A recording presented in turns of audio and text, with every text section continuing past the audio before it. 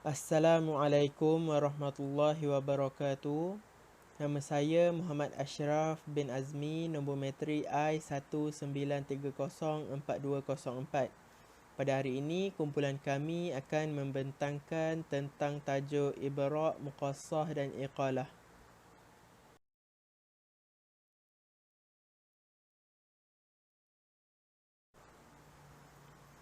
Pengenalan Ibra', Muqassah dan Iqalah. Ibra', Muqassah dan Iqalah ini merupakan salah satu daripada prinsip muamalah Islam yang mana kini diguna ramai dengan meluas untuk kemaslahatan umat Islam. Jadi pada hari ini kami akan menjelaskan tentang definisi serta pendapat-pendapat ulama beserta dalil dari Al-Quran dan As-Sunnah tentang permasalahan Ibra', Muqassah dan Iqalah.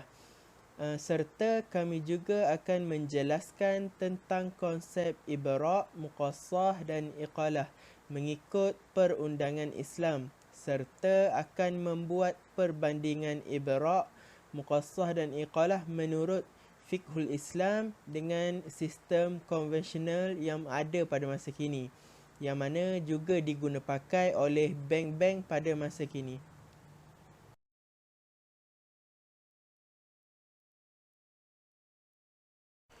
Definisi Ibra', Muqassah dan Iqalah.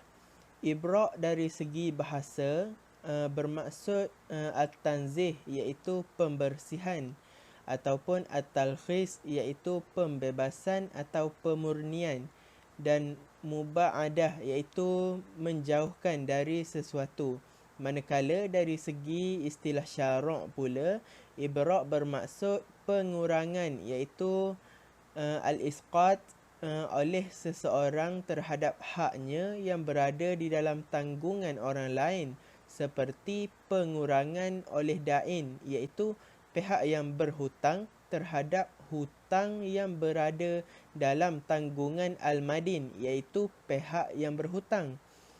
Ibra' juga bermakna al-isqat iaitu pengguguran, juga bermakna at-tamlik iaitu pemilikan, menjadikan hutang yang ada sebagai hak milik pihak yang berhutang. Jadi secara teknikalnya, Ibra' adalah pengguguran terhadap hutang yang ada dan memilikinya kepada pihak yang berhutang. Seterusnya, Muqassah.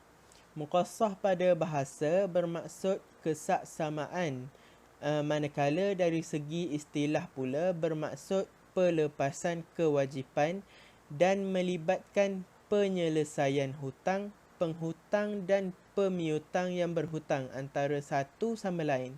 Secara kesaksamaan, Muqassah boleh dikategorikan sama seperti Ibra' tetapi sedikit berbeza, iaitu Muqassah adalah pengurangan hutang. Sebagai contoh, jika pihak pemiutang ingin menyelesaikan hutang lebih awal daripada tempoh perjanjian, pihak pemberi hutang akan memberi rebat atau pengurangan terhadap baki yang tertinggal. Seterusnya, Iqalah. Iqalah dari segi bahasa bermaksud menghilangkan, manakala dari segi istilah pula membatalkan akad dengan menguatkuasakan hukum dan dengan kerelaan kedua belah pihak. Iqalah di luar hak khiyar, kerana itu penjual tidak wajib untuk menerimanya, namun dianjurkan untuk menerimanya sebagai bentuk berbuat baik kepada sesama manusia.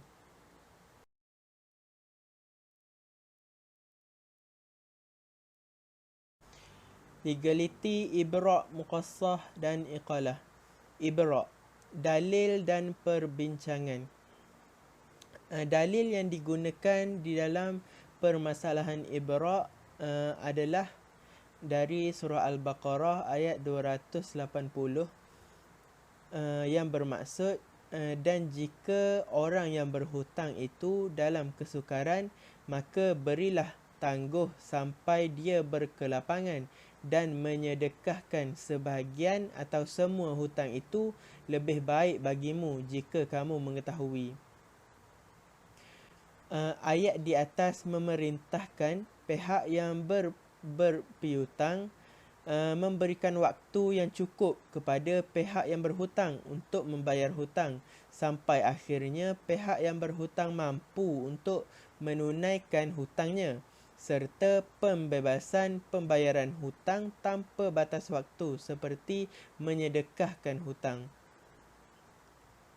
Dalil dari As-Sunnah iaitu dari Abu Hurairah radhiyallahu anhu berkata, Rasulullah sallallahu alaihi wasallam bersabda, orang yang melepaskan seseorang muslim dari kesulitannya di dunia, maka Allah Subhanahu wa taala akan melepaskan kesulitannya pada hari kiamat. Seperti siapa yang memudahkan urusan orang lain, maka Allah akan memudahkan urusannya di dunia dan di akhirat.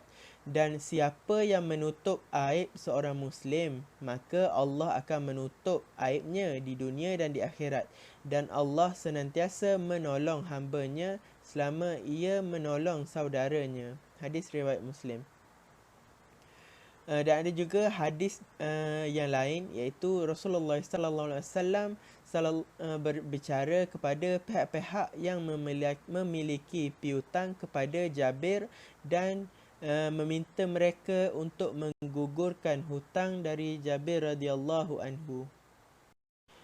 Pandangan ulama tentang ibra' adalah Sayyid Sabiq menjelaskan bahawa akad hibah mencakupi 3 hal, iaitu as-sadaqah, al-hadiyah dan al-ibra'. Pengertian al-ibra' adalah menghibahkan hutang kepada pihak yang wajib membayar atau melunasinya. Namun pendapat dari Prof. Ali Yafi iaitu al-ibra' berupa penundaan waktu pembayaran hutang jika pehutang telah dinyatakan lewat dan gagal menyelesaikan hutangnya. Bank harus menunda kutipan hutang sampai ia mampu kembali membayar hutangnya. Seterusnya muqassah, iaitu dalil dan perbincangan bagi muqassah.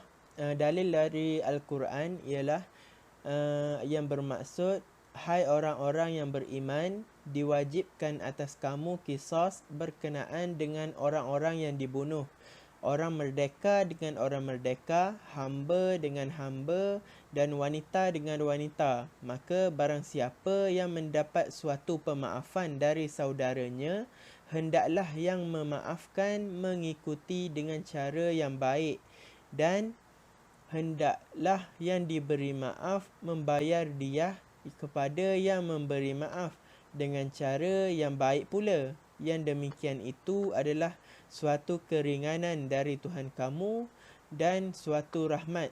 Barang siapa yang melampaui batas sesudah itu, maka baginya seksa yang sangat pedih. Pada asasnya tidak ada ayat Al-Quran yang jelas menunjukkan kesahihan muqassah. Namun ada beberapa ayat yang mempunyai tujuan yang sama dari muqassah.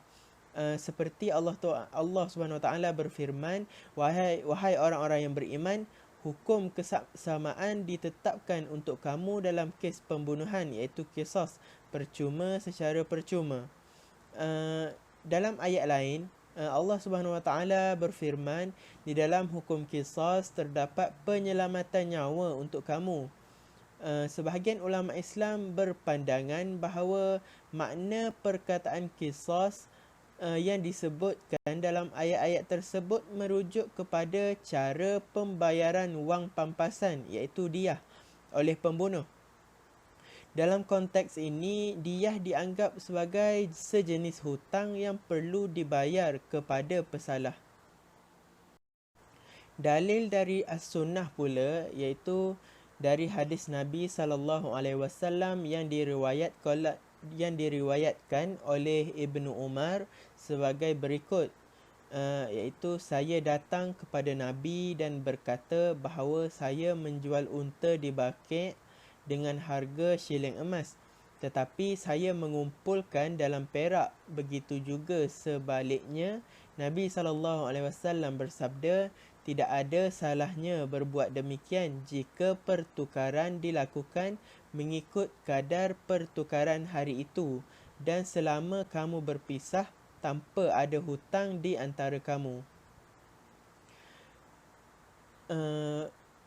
Mengikut pandangan ulama, ulama Islam moden seperti yang dinyatakan adalah dibenarkan bagi institusi kewangan Islam dan pelanggan mereka untuk bertukar-tukar janji dua hala bahawa hutang yang mungkin diwujudkan antara mereka pada masa hadapan akan diselesaikan dengan cara muqassah. Seterusnya, iqalah. Dalil as-sunnah untuk iqalah adalah dari Abu Hurairah radhiyallahu anhu. Nabi SAW bersabda, sesiapa yang menerima pengembalian barang dari seorang Muslim, maka Allah akan mengampuni kesalahannya di hari kiamat. Hadis riwayat Ahmad. Pandangan ulama tentang iqalah ada perbeza tentang dalam memahami iqalah ini.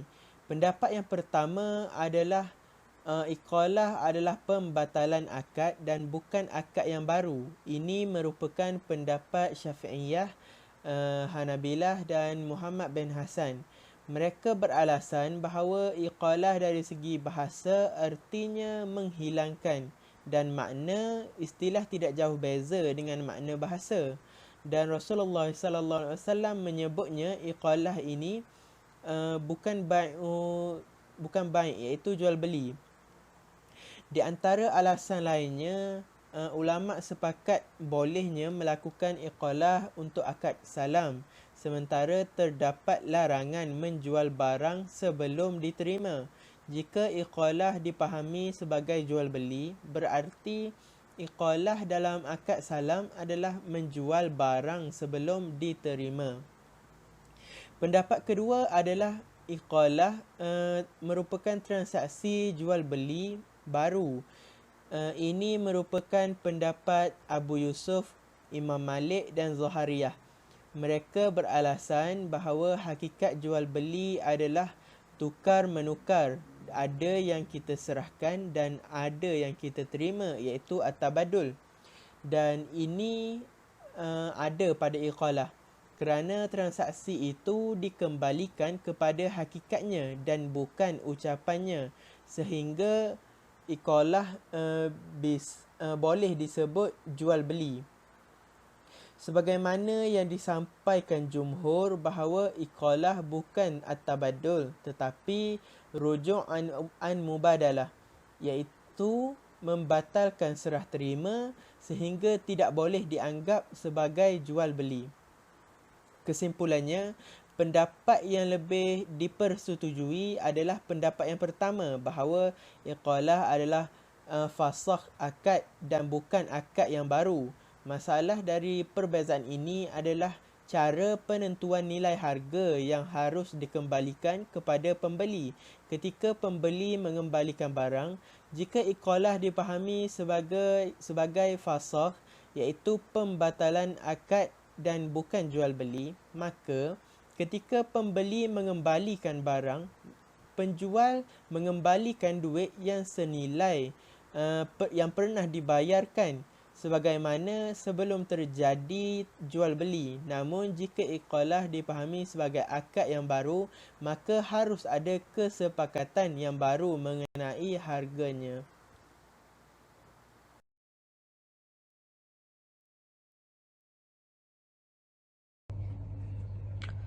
Bismillahirrahmanirrahim. Assalamualaikum warahmatullahi wabarakatuh.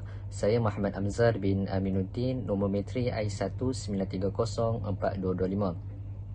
Saya akan membentangkan berkenaan dengan pembahagian, iaitu jenis-jenis rukun dan syarat berkenaan dengan ibra', muqassah dan iqalah. Okey.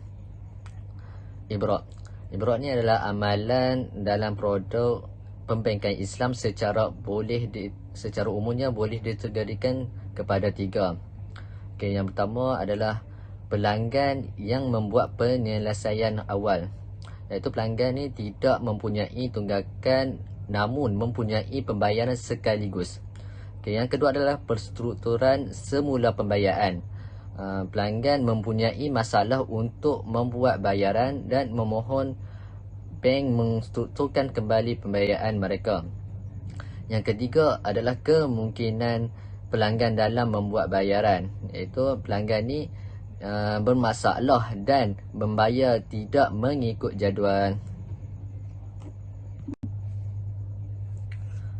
Okey, seterusnya muqassah. Muqassah yang pertama jenis muqassah jabariyah, iaitu muqassah jabariyah ni ialah tolak selesai penetapan oleh pihak berkuasa ataupun pelupusan secara mandatari, iaitu pelupusan di antara orang yang berhutang dengan pemberi hutang sekiranya amount hutang, tempoh hutang dan jenis hutang yang sama. Majoriti fuqaha menerima muqassah jabariyah ini, tetapi mazhab Maliki hanya membenarkan muqassah ini sekiranya ada permintaan ataupun perjanjian di antara penghutang dan pemiutang. Okey, apa syarat muqassah jabariyah pula? Syarat muqassah jabariyah ni ada 4. Yang pertama adalah mempunyai penghutang dan pemiutang. Yang kedua, hutang yang dibuat itu mestilah mempunyai jenis yang sama. Yang ketiga adalah tidak melibatkan hak orang lain. Yang keempat, tidak boleh melanggar syarak. Okey, jenis muqassah talbiyah pula. Muqassah talbiyah bermaksud pelupusan dengan permintaan, iaitu pelupusan yang dimulakan oleh pihak yang mempunyai kualiti hak jumlah hutang yang akan diterima balik yang tinggi ataupun berlaku sekiranya ada permintaan daripada salah satu pihak. Contohnya, orang yang berhutang mempunyai dua pihak, iaitu pihak A dan pihak B. Pihak A berhutang dengan pihak B sebanyak RM100, manakala pihak B berhutang dengan pihak A sebanyak RM70. Pihak A memberitahu kepada pihak B untuk melakukan muqassah dengan pembayaran mereka. Okey, terdapat 3 syarat muqassah talabiyah. Yang pertama adalah perlu mempunyai penghutang dan pemiutang. Yang kedua, kedua-dua pihak mesti bersetuju dan membuat muqassah. Yang ketiga, tidak boleh bertentangan dengan syarak. Seterusnya, berkenaan dengan jenis muqassah ittifaqiyah pula ialah tolak selesai secara persetujuan antara kedua-dua pihak ataupun pelupusan hutang dengan persepakatan, iaitu pelupusan yang disepakati oleh pemberi dan penerima hutang tanpa mengambil kira jumlah hutang, tempoh matang dan jenis hutang masing-masing. Contohnya, pihak A memberitahu kepada pihak B dia berhutang sebanyak RM50, manakala pihak B berhutang dengan pihak A juga sebanyak RM50 dan mereka ingin muqassahkan hutang mereka, dan jika kedua-dua pihak bersetuju maka ia disebut sebagai muqassah ittifaqiyah. Okey, syarat bagi muqassah ittifaqiyah. Yang pertama, perlu mempunyai penghutang dan pemiutang seperti syarat-syarat sebelum ni juga. Yang kedua pula adalah kedua pihak mesti bersetuju dalam membuat muqassah. Yang ketiga, tidak boleh bertentangan dengan syarak. Okey, seterusnya berkenaan dengan iqalah pula. Pertama sekali adalah rukun. Rukun iqalah yang terdapat dalam al-iqalah hanyalah sighah, iaitu lafaz ketika melakukannya. Terdapat 2 sighah dalam iqalah. Pertamanya ialah penawaran untuk membatalkan jual beli sebelumnya. Sebagai contoh, batalkan jual beli saya tadi. Yang keduanya ialah persetujuan membatalkan akad tersebut. Sebagai contoh, saya batalkan jual beli antara saya dan awak. Okey, syarat bagi iqalah pula ada 5, iaitu yang pertama, kerelaan kedua pihak yang melakukan iqalah ini bertepatan seperti yang termaktub pada takrifnya. Ini menjelaskan bahawa iqalah tidak sah jika salah satu pihak dipaksa bagi melaksanakannya. Mana kata kat sini adalah dua-dua rela untuk melakukan iqalah. Yang kedua adalah adanya serah terima kedua barang akad as-saf ni, iaitu mata wang di majlis akad iqalah. Yang ketiga adalah akad harus dapat dimungkinkan terjadi fasakh padanya. Yang keempat, barang dagangan masih tetap utuh ketika iqalah, kerana iqalah menghilangkan akad dan barang dagangan adalah objeknya. Tidak sah iqalah jika barang tu sudah rosak semuanya pada waktu iqalah. Tidak sah sebahagian jika barang rosak sebahagian. Okey, yang kelima, tidak ada sebarang pertambahan ataupun pengurangan terhadap kontrak asal. Barangan yang ditukar milik juga tidak boleh ditambah atau dikurangkan. Ini kerana iqalah merupakan pembatalan akad sedia ada yang telah berlaku sebelumnya. Dalam erti kata lain, masing-masing pihak berakad mendapat semula yang dimilikinya sebelum melaksanakan akad jual beli.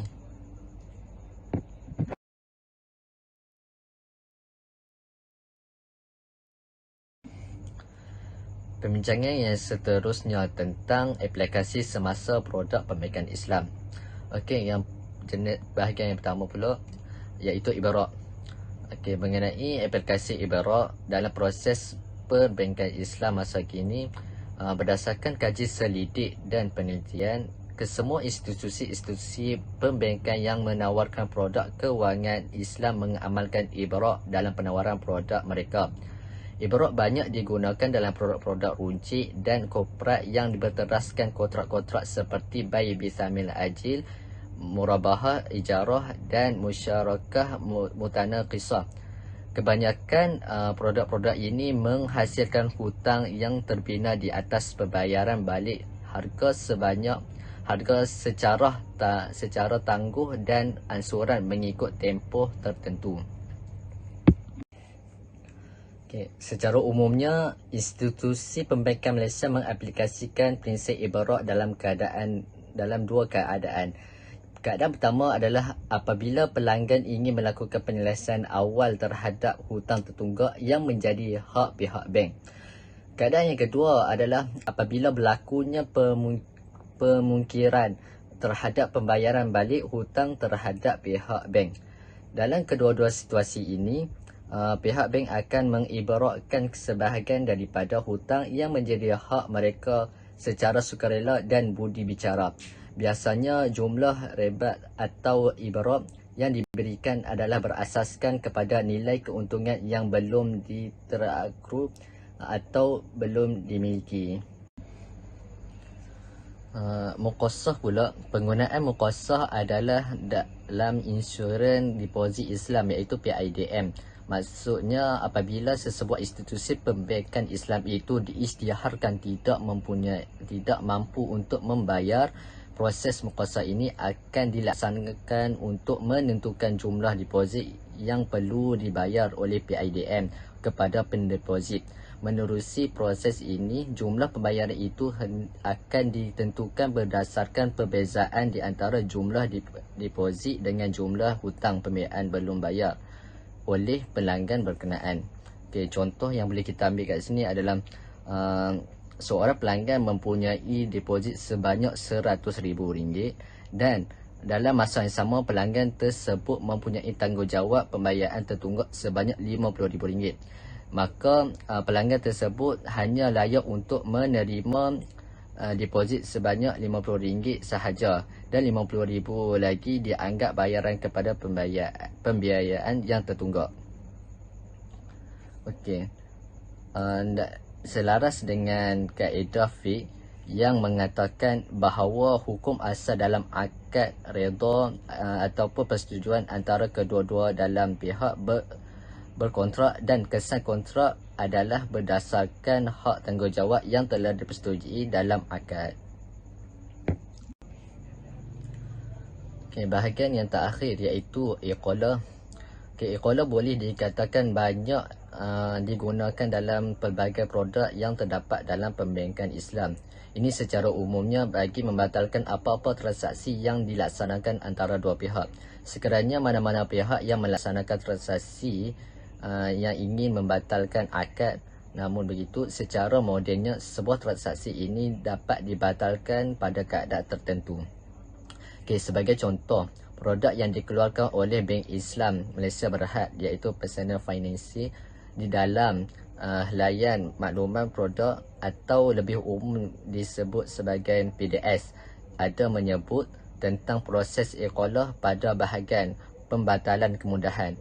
Ia menyebutkan bahawa anda perlu membayar kepada Bank Islam semua kos jika ada untuk penyediaan dan pendaftaran dokumen security yang telah ditanggung oleh Bank Islam berhubung dengan kemudahan. Kemudahan termasuk pembelanjaan yang ditanggung semasa proses tuntutan jika kemudahan tersebut dibatalkan. Okey, hal ini secara jelas menunjukkan proses iqalah di mana sekiranya sebuah transaksi atau produk yang dimohon ingin dibatalkan perlu berhadapan dengan proses seperti pengembalian hak bagi pihak yang berakad atau yang terlibat dalam transaksi. Allah Alam, sampai di situ saja. Assalamualaikum warahmatullahi wabarakatuh. Terima kasih.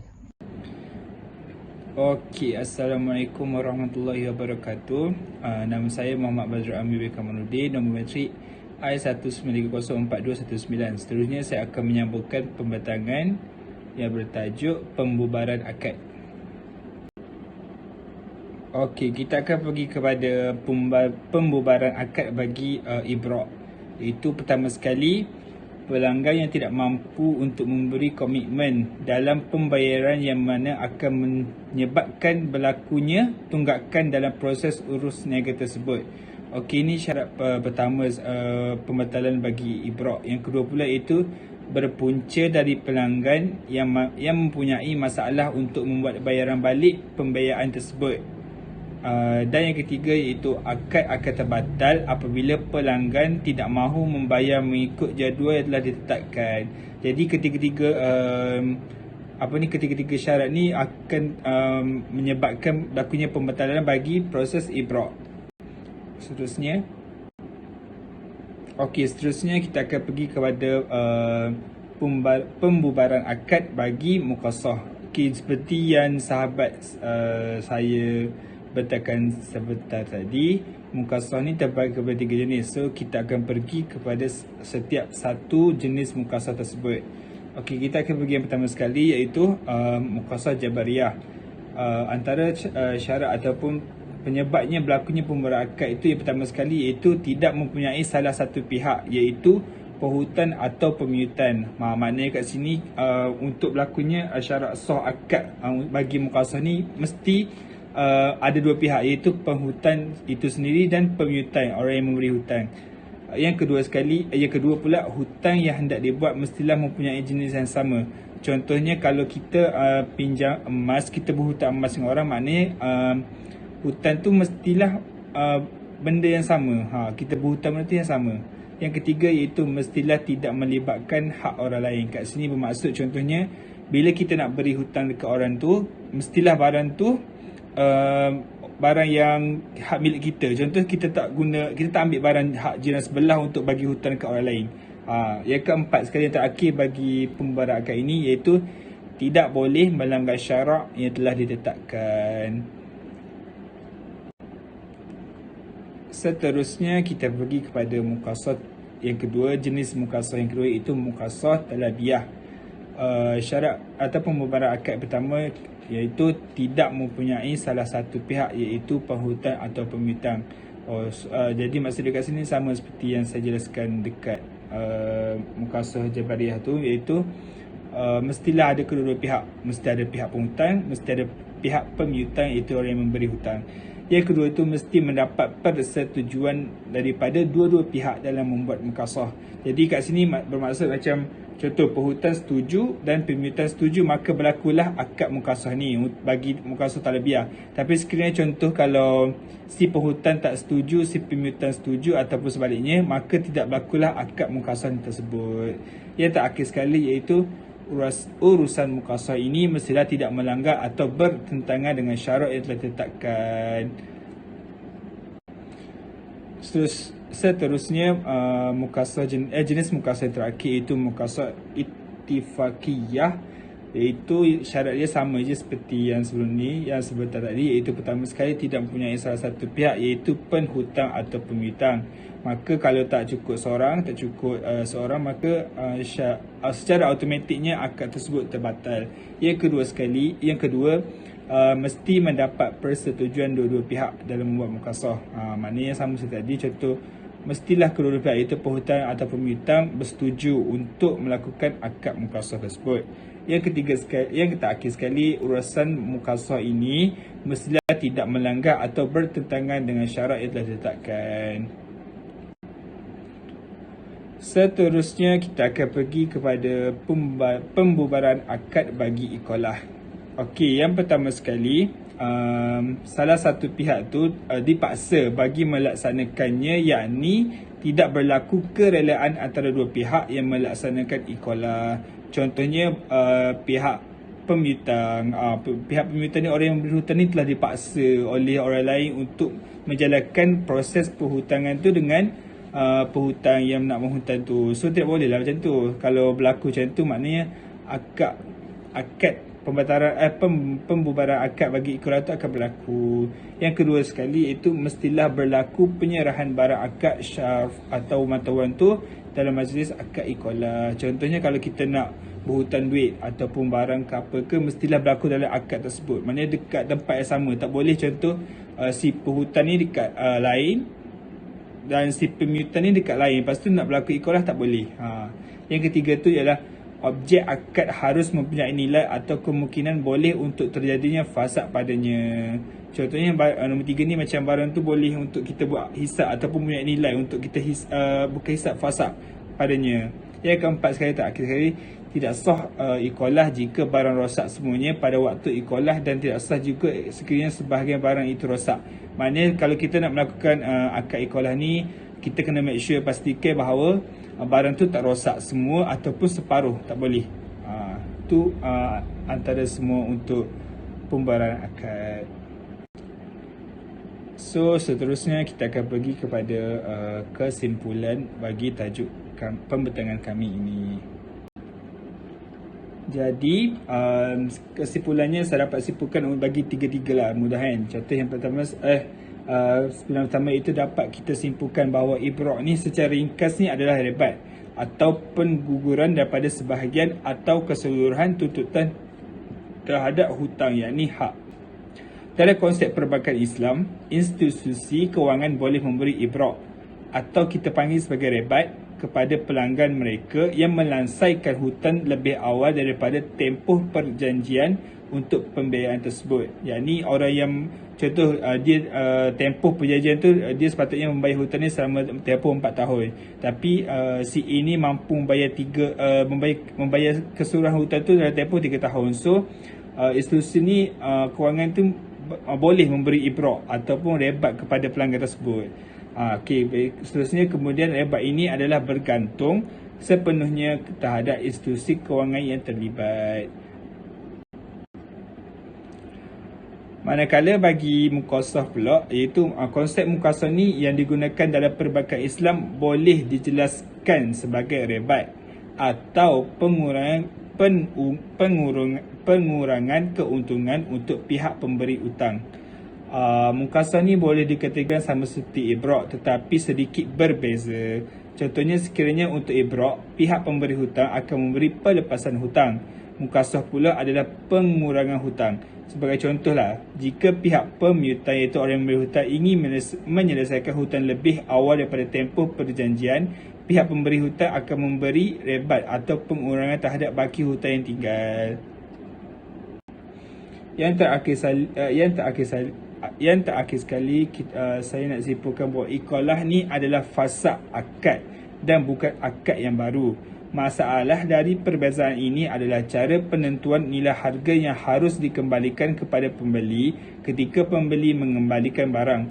Jika iqalah difahami sebagai fasaq, iaitu pembatalan akad dan bukan jual beli, maka ketika pembeli mengembalikan barang, maka penjual mengembalikan duit senilai yang pernah dibayarkan sebagaimana sebelum terjadi jual beli tersebut. Namun, jika iqalah difahami sebagai akad yang baru, maka harus ada kesepakatan yang baru mengenai harganya. Okey, nampaknya sampai sini sahaja pembentangan daripada kumpulan kami bertiga. Yang mana baik itu datang daripada Allah SWT, yang mana kurang dan yang mana silap itu datang daripada kami sendiri. Jadi itu sahaja yang dapat kami bentangkan berkenaan tajuk ini. Semoga ianya bermanfaat untuk semua. Terima kasih dan Assalamualaikum warahmatullahi wabarakatuh.